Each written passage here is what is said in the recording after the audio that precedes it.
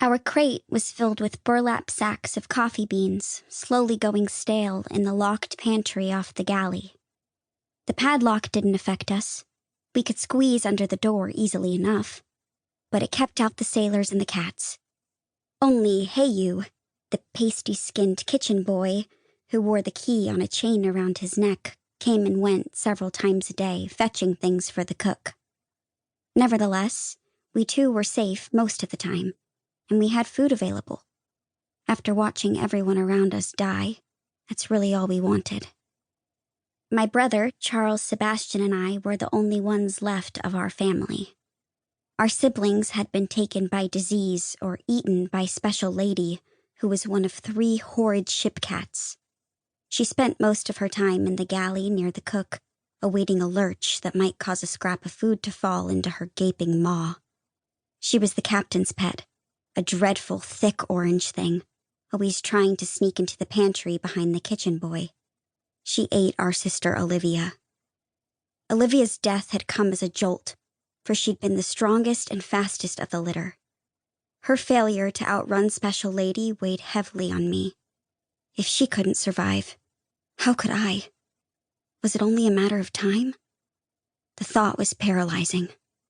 "How have you made it this long, Mother?" I'd asked soon after, back when she was still with us.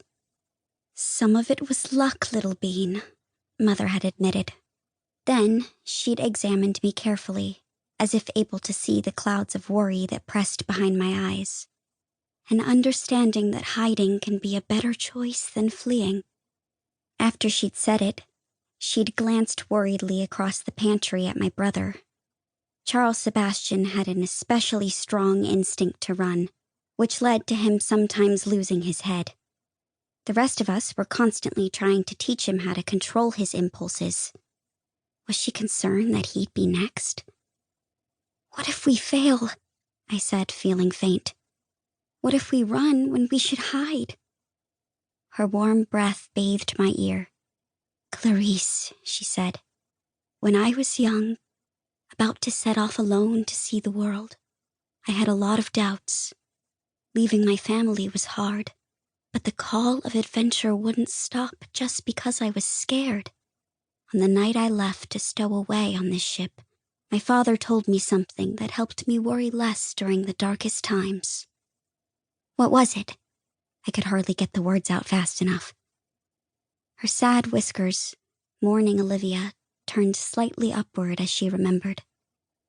"He said, it only takes one mouse to believe in you, and that one mouse is me." I felt a rush of warmth. "And what did you think of that?" "It made me feel strong and confident in my decisions. I repeated those words whenever I doubted myself or felt alone in the world."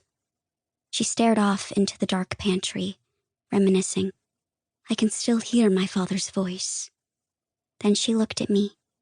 "And I want you to know that I believe in you as much as my father believed in me."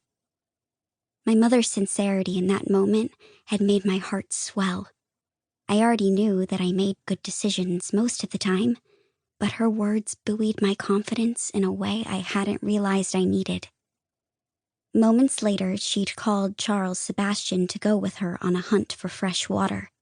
Perhaps she'd wanted a quiet moment to encourage him in the same way.